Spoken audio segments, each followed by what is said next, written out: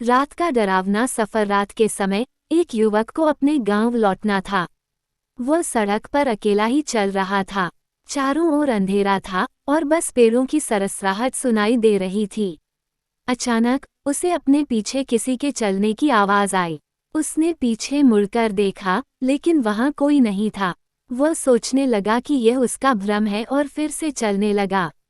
थोड़ी देर बाद वही आवाज फिर से आने लगी। अब की बार उसने तेजी से मुड़कर देखा। उसके सामने एक औरत खड़ी थी, लेकिन उसका चेहरा साफ नहीं दिख रहा था।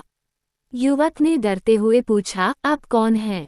औरत ने धीमी आवाज में कहा, मैं वही हूँ जो कभी यहाँ रहती थी, लेकिन अब मैं यहाँ सिर्फ राहगीरों का इंतजार करती हूँ जो मुझे मेरी मंजिल तक पहुँचाने में मदद करें। युवक के होश उड़ गए। उसने बिना कुछ सोचे समझे तेजी से दौड़ लगाई, लेकिन जितनी तेज वह दौड़ता, वह औरत उसके और करीब आती गई। अंत में थक हार कर युवक गिर पड़ा। उसने ऊपर देखा और औरत उसके सामने खड़ी थी।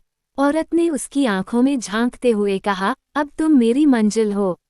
और अचानक वो हवा में गायब हो गई। युवक बेहोश हो गया और जब सुबह उसकी आंखें खुली तो वह सड़क के किनारे पड़ा हुआ था, लेकिन वह कभी उस रात को नहीं भुला पाया। ये कहानी उन अजीब और डरावनी घटनाओं की याद दिलाती है जो रात के सन्नाटे में हो सकती हैं।